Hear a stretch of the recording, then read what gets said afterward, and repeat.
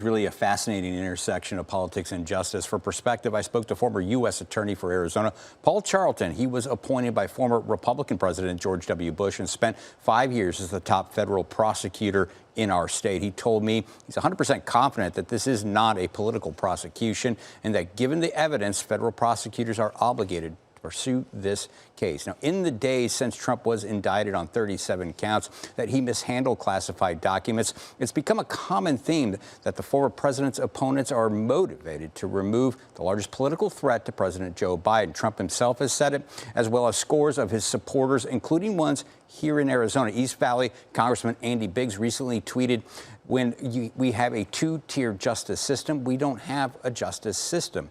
And Paul Gosar, a Republican from northern Arizona, also sounding off, saying, quote, President Trump is being persecuted because of politics, policies, and because he is the biggest threat to the leftist system.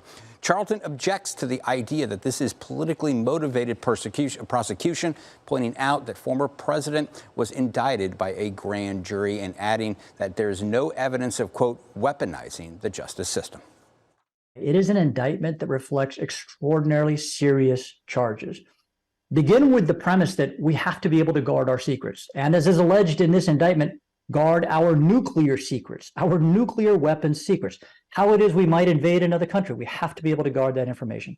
And when the government asks, as they did here, that a former president or any former official return those classified documents, if they're not returned, if that attempt to bring those documents back is obstructed, if lies are stated in the course of that investigation and attempt to bring those documents back, it is wholly appropriate and I would say necessary that the government charge that person.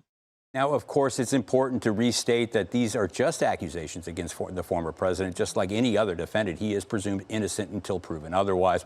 And he has pleaded not guilty again to all 37 charges against him. That said, I did speak to Mr. Charlton about the possibility that Mr. Trump could end up in prison. And you want to hear his answer coming up at 6 o'clock tonight. What does the polling have to say about the voters' reaction to all this? Well, it just, he seems to be, again, you've heard it over and over, that he's kind of like a Teflon former president, Teflon president. It doesn't seem to really be affecting him. He's still the overwhelming favorite to win the nomination, or among primary voters. He is still leading the field by a lot at this point. Now, so this stuff doesn't seem to be affecting his supporters. He's also, right now, he's probably going to use this to go raise money tonight. The fundraising emails came out immediately after it was announced that he had been indicted on all these charges. That is not going to slow down. So in one sense, at least financially and with campaign dollars, this could end up helping the president as he moves forward. And it's worth saying, Republican primary voters, that electorate is not the same as the electorate in a general election. And while he's not losing his base,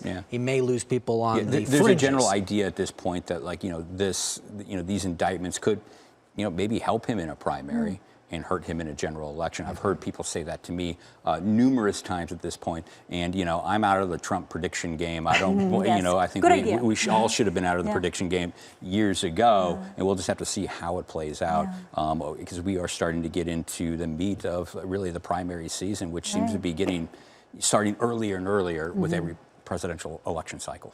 All right, Dennis, appreciate your insight as always. We do have a program.